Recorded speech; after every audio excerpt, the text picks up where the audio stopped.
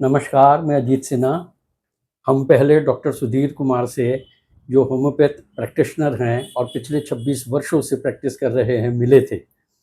वो दवाई के साथ-साथ वहाँ उन्होंने असाध्य रोगों को, हज़ारों लोगों को ठीक किया है। हज़ारों लोग से, कुछ लोगों से तो मैं भी मिला हूँ जिनके इतने असाध्य रोग थे कि पूछिए मत, और वो ठीक हुए हैं। डॉक्टर साहब का ऐसा मानना है कि योग और ध्यान भी हमारे स्वास्थ्य के अंदर बहुत कॉन्ट्रिब्यूटरी है, और वो इस चीज़ के महारथी भी हैं।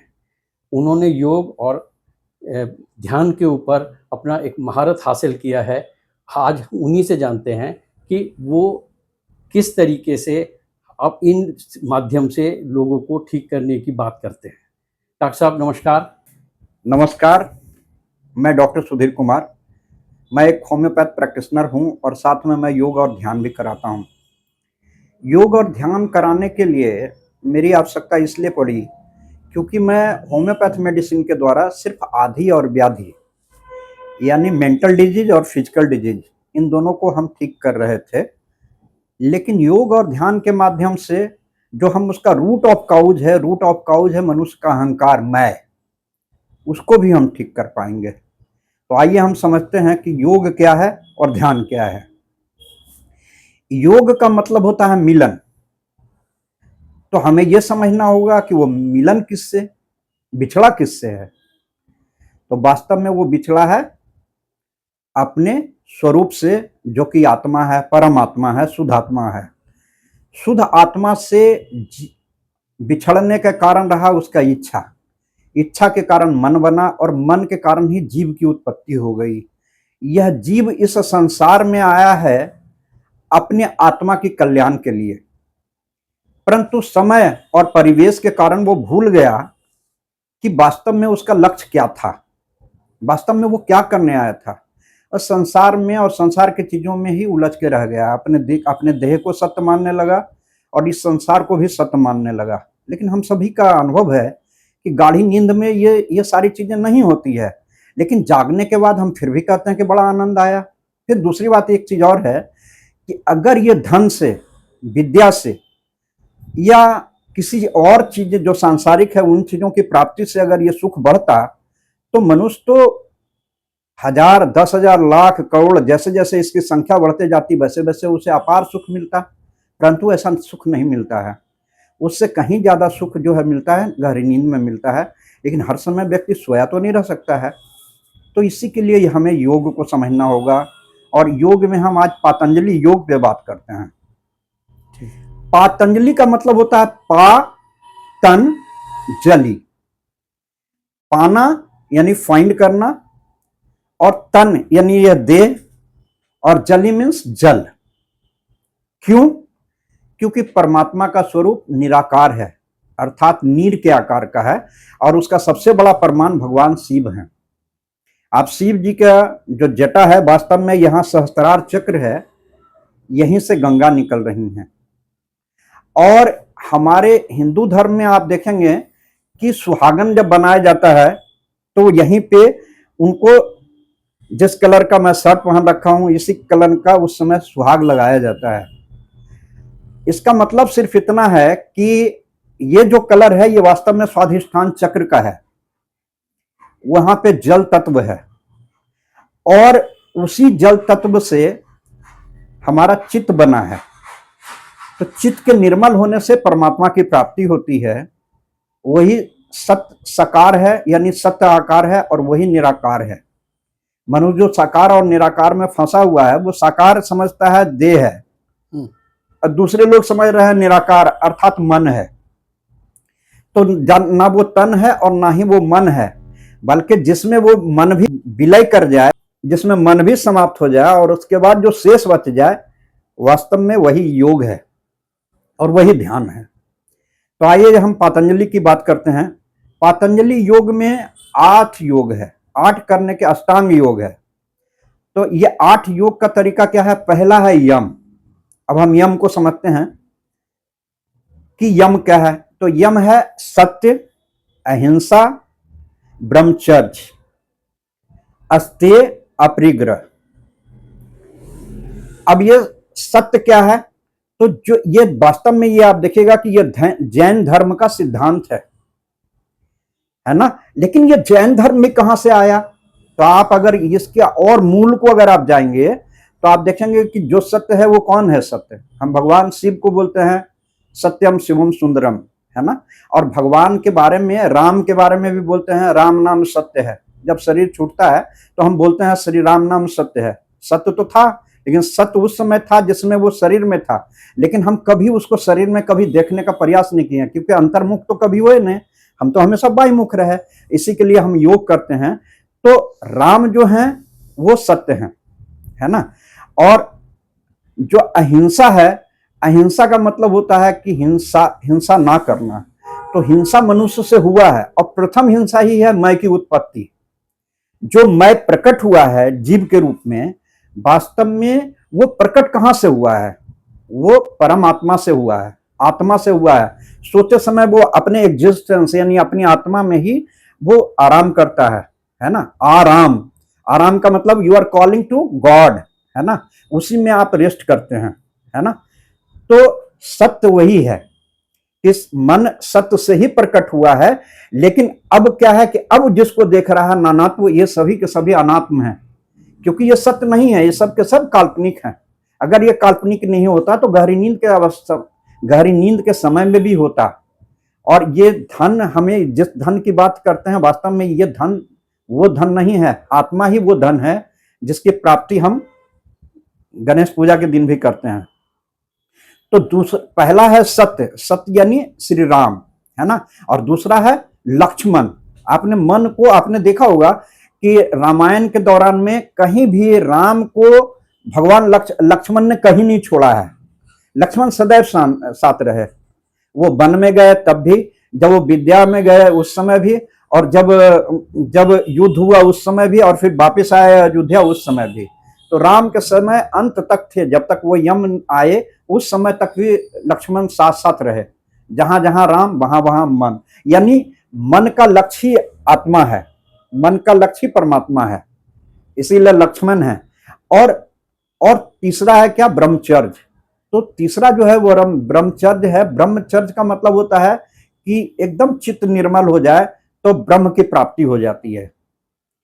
तो ये माँ जानकी हैं, है ना। सीता जी को आप देखेंगे तो वो कितना निर्मल रही कि वो वैसा छल कपट वाला अहंकारी व्यक्ति के पास, रावण के पास चली भी गई, तो वहां पे भी जाकर के वो अपने आप को एकदम पवित्र रखी, है ना। तो ये जो है, ये आप कहीं ना कहीं देखिए कि ये तीनों हैं। और इसीलिए तुलसीदास जिसी बात को कहते हैं, यही बर मांग हूं कृपा निकेता, बस हूं श्री संग अनुज समेता, है ना। वो अनुज कोई और नहीं है, मन ही है।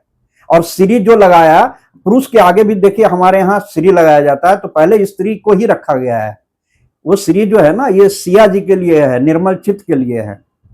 और जो हम सुहागिन की बात कर रहे थे, तो सुहाग यहाँ जो है वो चित्त तो नीचे है, लेकिन जब हम इसी चित्त को यहाँ धारी कर लेते हैं, यहाँ धारण कर लेते हैं, तो वो सुहागन हो जाता है। और आपको शायद ध्यान होगा या नहीं, हिंदू धर्म में मेरे को तो ध्यान है कि हमारे यहाँ जब शादी हुई तो उसके बाद लावा भुनाई होता है, उसमें भाई जो होते हैं वो लावा डालते जाते हैं, और स्त्री का पैर छूने का परंपरा होता है कि पुरुष उस समय, क्योंकि अब वो स्त्री सुहाग वाली हो गई, अर्थात उसको परमात्मा का बोध हो गया, इसलिए वो देवी हो गई और आप उसके पैर छूते हैं। उसके पहले वो कुमारी होती है, लेकिन शादी के बाद वो अब देवी हो गई, क्योंकि उसने सुहाग को धारण कर लिया। तो ये सुहाग नहीं है जो आप समझ रहे हैं, ये तो उसका सांसारिक सुहाग है। उसने जिस सुहाग को धारण किया, वास्तव में वो अपने चित्त को निर्मल कर लिया, इसीलिए वो नारी हैं। और तो ये जो है पतंजलि का, हम प्रथम योग पे हम बात कर रहे थे। प्रथम है जो उनका है यम, तो यम में है सत्य, अहिंसा और ब्रह्मचर्य। सत्य, हम यहाँ पे एक उदाहरण देके आपको बताया कि सत्य हो गया श्री राम। और अहिंसा का मतलब होता है कि मन का उदय ना होना ये वास्तविक अहिंसा है ना। अगर आपने एक विचार भी किया तो आपने अपने आत्मा के धर्म से, आपको तो मौन धारण करना था, है ना। सत्य की प्राप्ति के बाद व्यक्ति मौनधारी हो जाता है, जैसे बुद्ध, जैसे महावीर। तो अगर वहां पे मन का उदय हो गया तो आपने अपना मूल स्वरूप को छोड़ करके संसार में अब आप आ गए, अब आप संसार को देखना शुरू कर दिया। तो ये प्रथम हिंसा हुई है। इसी के कारण मनुष्य जो है हिंसक वृत्ति अपना रहा है। और ब्रह्मचर्य का मतलब होता है कि ब्रह्म को नित्य धारण करना। तो ये तभी हो सकता है जब हमारा बुद्धि निर्मल होगा, है ना।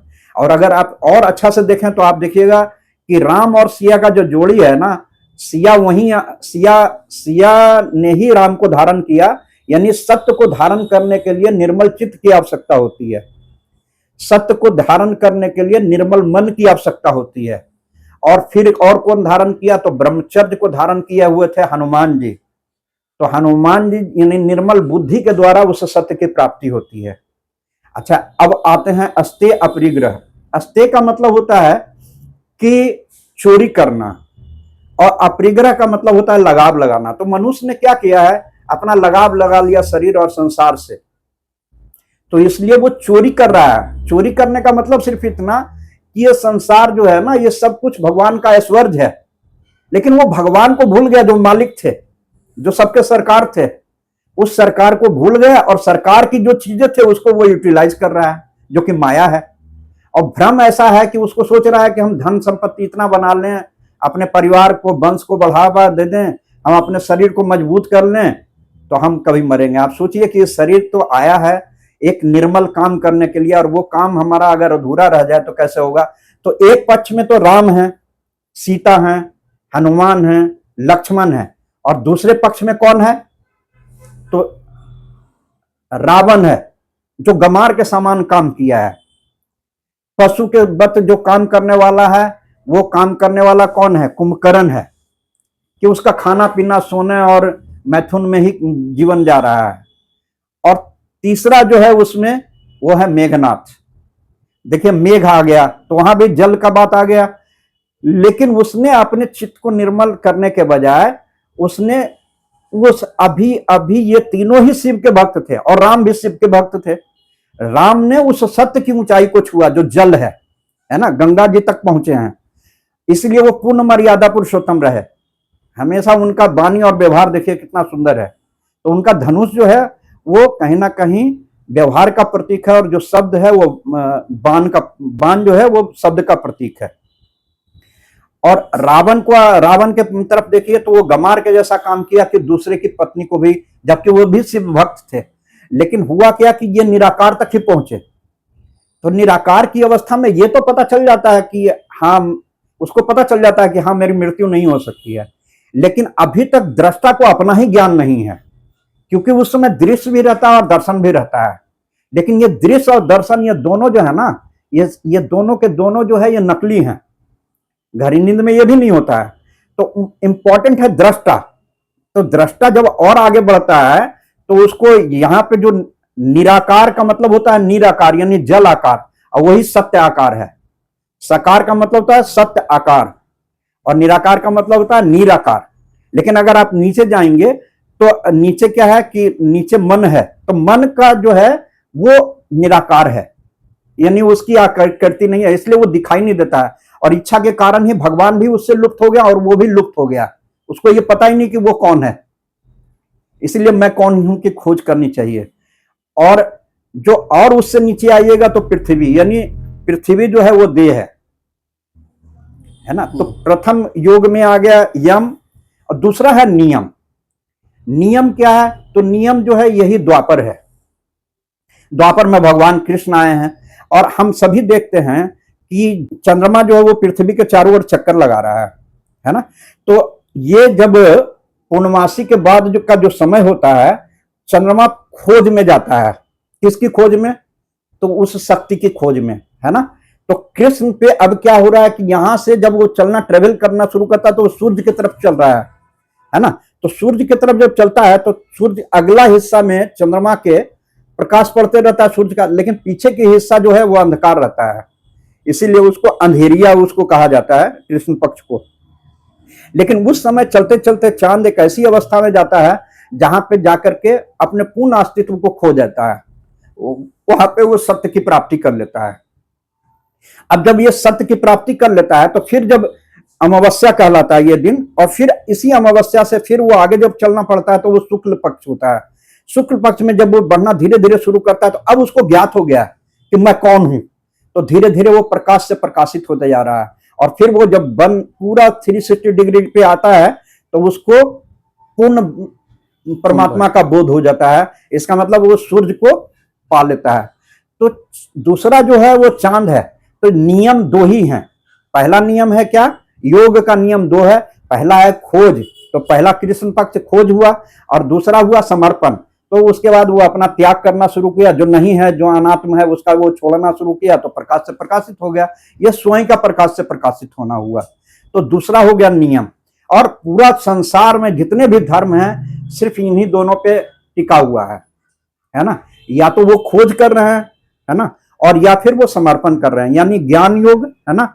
और दूसरा है समर्पण, यानी भक्ति योग, है ना, अभ्यास योग, ध्यान योग। तो ये हो गया। तो पहला हमने समझ गया यम, दूसरा हो गया नियम, और तीसरा है आसन। आसन क्यों? क्योंकि पहला हो गया सूर्य, दूसरा हो गया चंद्र, और तीसरा हो गया पृथ्वी। तो पृथ्वी यह देह है। देह को ऐसे आसन में बैठना है, ऐसे ऐसे जिससे वो शांत रहे, और मन को अपने उससे जोड़े जहां से मन प्रकाशित हुआ है ना, वही हृदय है ना। तो यहीं से वो प्रकट हुआ है, वो यहां आया है। लेकिन उसको अगर और ऊपर जाएगा तो उसको सत्य का बोध हो जाएगा। तो जब वो सोता है तो सुषुप्ति की अवस्था में उसका मन यहां चला जाता है।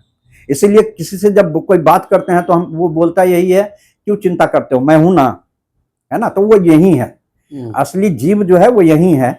लेकिन उसको शुद्ध और पवित्र होने के लिए संसार में आया है, इसलिए आसन की आवश्यकता है। तो आसन का मतलब होता है कि जहां से मन की उत्पत्ति हुई है, मन को उसी में जाके रख देना, उसी में समर्पण करना, उसी में स्थिर कर देना।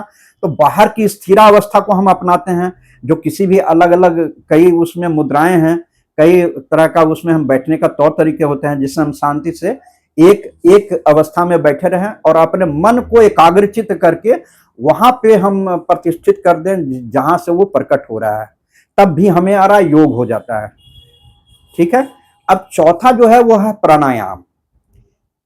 प्राणायाम क्यों? क्योंकि प्राण जो है, प्राण के प्रकट होने के कारण ही ये सारा का सारा जगत बन गया। जो कॉस्मिक वर्ल्ड है ये भी महाप्राण है, और हमारे अंदर जो है वो भी प्राण के कारण ही है। जो हमारा ब्रेन वगैरह काम कर रहा है, ये सब प्राण के कारण ही काम कर रहा है। तो प्राण में हमें क्या करना है? तो प्राण का जो आधार है वहां तक हमको जाना है, इसके लिए ही प्राणायाम है। तो प्राणायाम में हम 4 क्रियाएं होती है। पहला क्रिया है कि हम सांस को भरते हैं। तो सांस को हम भरते हैं तो उस समय हम ये खोज करें कि मैं कौन हूं, यानी को हम अपने अंदर हम खोज करें आंख बंद करके कि मैं कौन हूं। और जब हम सांस को पूरा भर लेते हैं तो सांस जब स्थिर हो जाता है, उस समय की अवस्था में हम सोचे कि जो स्थिरता आई उसमें, तो मन भी उससे स्थिर हो जाता है और प्राण भी स्थिर हो जाते हैं। तो जो शेष रह गया वही सोहम है ना। और जब हम सांस को छोड़ने की प्रक्रिया है, जब हम सांस को छोड़ते हैं, तो सांस को हम छोड़ते हैं तो ये सोचें कि जो नहीं है, जिन चीजों को हमने तादात्म्य किया है, वो सभी चीजों का हम त्याग कर दें। तो जब हम सभी को ये सब जो नाहम है, अर्थात जो हम नहीं है, जब हम उन सब का त्याग कर देते हैं तो शेष क्या रह जाएगा? अंत में सोहम रह जाएगा। इसीलिए उसको नेति नेति भी कहा गया है। तो हम प्राण के आधार, प्राण में भी हम जो नहीं है, उन सभी प्राण को हम जब त्याग करते हैं प्राण के माध्यम से, यह विचार करते हुए कि मैं देह नहीं हूं, मैं मन नहीं हूं, मैं चित्त नहीं हूं, मैं बुद्धि नहीं हूं, है ना, मैं अहंकार नहीं हूं, तब जो शेष लास्ट में बच जाता है वही सोहम है। तो हमें सोहम में, इसी को तुलसीदास ने बड़ा सुंदर एक वो चौपाई आया है, उन्होंने कहा है कि सूक्ष्म रूप धरि सिंह ही दिखावा, विकट रूप धरि लंका जरावा। इसका मतलब सिर्फ इतना है कि सूक्ष्म हनुमान जी कौन है? तो हनुमान जी बुद्धि हैं, और बुद्धि कहाँ पे है? मणिपुर चक्र पे।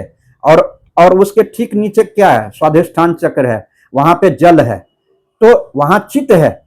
तो जैसे ही हम जब सांस को छोड़ते हैं तो नीचे की तरफ बंध लग जाता है, स्थिरा अवस्था हो जाता है, पेट अंदर की तरफ चला जाता है और बंद हो जाता है। उस समय सांस बिल्कुल बंद हो जाता है। तो ये बाह्य कुंभक हो गया। तो बाह्य कुंभक के समय में हमारा चित्त पूर्णतः पवित्र हो जाता है और परमात्मा का बोध हो जाता है। और जब उन्होंने कहा कि विकट रूप धरी लंका जरावा, यानी बुद्धि, अग्नि तो बुद्धि है ना, तो बुद्धि के द्वारा ही लंका रूपी जो माया है वो समाप्त होती है। तो जब गाढ़ी लंबी सांस भरते हैं तो अब जब हम सब कुछ का त्याग कर दिए तो अब हमारे पास तो कुछ बचा नहीं, तो अब सोहम बचा। तो अब मैं वही हूं, यही सोहम नाद है। जब सत्य की प्राप्ति होती है तो वो सोहम नाद जब जागता है तो पूरा ऊपर तक सहस्त्रार चक्र तक आ गया, तो अब सब जगह सब ब्रह्म ही ब्रह्म है। आरती में भी ये चीज आया है, ये जी सप्तम आरती चहु जुग पूजा, चहु जुग राम नाम और न दूजा, है ना। और लंका जारी विभीषण तारे हो, आरती की जय राजा राम जी के हरिहर भक्ति करहु संतन सुख दी जय हो। इसका मतलब सिर्फ ये हुआ कि आरती यानी उसको बुलाया और उसमें हम रत हो गए, है ना। तब क्या हुआ, लंका जारी यानी माया रूपी लंका समाप्त हो जाता है और जीव रूपी जो असत्य है उस जीव का समाप्ति हो जाता है और शिवत्व की प्राप्ति हो जाती है। वही विभीषण तारे हो गया, है ना। और फिर चारों जुग राम, मतलब सब जगह परमात्मा ही परमात्मा का बोध होता है। उस व्यक्ति को अपने अंदर जिसको बोध हो गया उसको सर्वत्र परमात्मा ही दिखाई देते हैं, वही सत्य का भान होता है। उस समय संसार नाम की चीज नहीं, सिर्फ चिन्मय सत्ता होती है, परम चित्त होता है। तो ये प्राणायाम हो गया। अब है प्रतिहार। प्रतिहार का मतलब होता है कि पर अति आहार, जो सबसे परे है वही अति है क्योंकि वो सर्वत्र है। उस आहार को ग्रहण करने पे आदमी अनंत सुख की प्राप्ति करता है, शाश्वत सुख की प्राप्ति करता है क्योंकि वो परमात्मा है। और तुलसीदास ने इसको भी बहुत अपने अच्छा सुंदर चौपाई में गाया है, युग सहस्त्र योजन जो भानु लिल्यो ताहि मधुर फल जानू। उन्होंने उस स्वाद के बारे में बताया है। और आगे हनुमान नास्तिक में भी प्रथम ही है, उसमें उन्होंने कहा है बाल समय रवि भक्त लियो तब तीनों हूं लोक भयो अंधियारो, है ना। ये तीनों लोग जो है ना, ये वास्तव में तीनों लोग जो है मन की तीन अवस्थाएं हैं। प्रतिहार का मतलब होता है पर अति आहार। इन सबसे परे क्या है, वो सत्य ही तो है और वो अति है क्योंकि सर्वत्र है। उसको बोला गया अखंड मंडलाकारम व्याप्तम चराचरम, वो सभी जगह विराजमान है और ये सभी धर्मों में भी आया है। एको ब्रह्म दूजो नास्ति, इसके बारे में कहा गया। नानक साहब ने इसको कहा है एक ओंकार सतनाम कर्ता पुरख, है ना, उसी को बताया है। तो प्रतिहार, उसी को अमृत कहा है, अमृत चखना, तो वही प्रतिहार है। यानी सबसे परे जो सबसे परे अति है वही आहार है। उस आहार को ग्रहण करने के बाद मनुष्य सत्य हो जाता है कि अब उसने सत्य को ग्रहण कर लिया तो प्रतिहार हो गया। यही इससे व्यक्ति दशरथ बन जाता है, यानी 10 इंद्रियों पे काबू हो जाता है ना। तो इससे इंद्रिय जीत हो जाता है ना। उसको अब यही सम्यक दृष्टिकोण है, बुद्ध का जो सम्यक दृष्टिकोण है वो यही है। इसके बाद है धारणा। तो धारणा उसका करना है जो था है और रहेगा। ध्यान, तो ध्यान उसका करना है जो था है और रहेगा, है ना। और समाधि का मतलब होता है, स मीन्स होता है सत्य, म मीन्स होता है मन, और धी मीन्स होता है स्थिर होना। तो मन स्थिर कब होगा, जब मन उस सत्य में जहां से वो प्रकट हुआ है उसमें ही उसका समर्पण हो जाएगा। तो यही समाधि है। तो मनुष्य का मेन जीवन जीने का तरीका क्या होना चाहिए, तो मनुष्य जीवन जीने का सच्ची तरीका यह होना चाहिए कि सहज निर्विकल्प समाधि में वो नित्य रह के कर्म करे। सहज का मतलब होता है सत्य, और हज मीन्स होता है उसको खा लेना, तो सत्य को खाना। और निर्विकल्प का मतलब होता है बिना विचार के। समाधि का मतलब होता है उस सत्य में स्थिर रहना, यानी आत्मस्थित होना। क्योंकि अब उसको ये ज्ञात हो गया कि मैं कौन हूं। जैसे एक मनुष्य को यह ज्ञात हो जाता है कि मैं अमुक व्यक्ति हूं अपने नाम के बारे में, या जान जाता है कि मैं शरीर हूं, धारी हूं, तो वो ये थोड़ी ना बोलता है कि मैं अमुक व्यक्ति हूं और वो काम करता है। वो जाता है चुपचाप से काम करके आता है ना। तो हमें अपने ये 10 इंद्रियों के द्वारा संसार में काम करने के लिए आए हैं, है ना। और हमें इस दुनिया में आके काम करना है। ये हम बहुत ही पवित्र जगह आए हैं जिस देश का नाम है भारत। आप देखिए भारत भूमि में एक चीज कमाल की है कि ये बिल्कुल शिव का स्वरूप है, नहीं तो और क्या है। शिव जी को आप देखिएगा कि शिव जी के ऊपर से गंगा निकल रही है कि नहीं। तो भारत का जो उत्तर है, हम लोग का उत्तर यही है, और भारत का जो उत्तर है वहां से गंगा निकल रही है कि नहीं, हिमालय से, है ना। तो ये भारत भूमि सिर्फ और सिर्फ योगियों का भूमि है। भारत का मतलब ये होता है भा मीन्स जिसको भाता है, जो सुंदर है, तो भाएगा क्या, जहां गंगा है। गंगा जैसी पवित्र नदी कहने का मतलब है कि चित्त को पवित्र कर लिया जाए। बाहर की गंगा का स्नान करने से देह पवित्र होगा, लेकिन भीतर के गंगा की स्नान करने से हमारा चित्त पवित्र हो जाएगा, है ना। और तब हम इस लोक से मतलब जिस कार्य के लिए आए थे वो कार्य कर पाएंगे। तो यही वो गंगा है जो चित्त है, ठीक है ना। और इस शरीर में देखिए ये ईड़ा नाड़ी है और ये है पिंगला नाड़ी, है ना। यानी ये सूर्य नाड़ी है और ये चंद्र नाड़ी है ना। तो इसमें जो है, इसमें दो तत्व है, इसमें मन भी है और इसमें चित्त भी है, और बीच में है सुषुम्ना नाड़ी।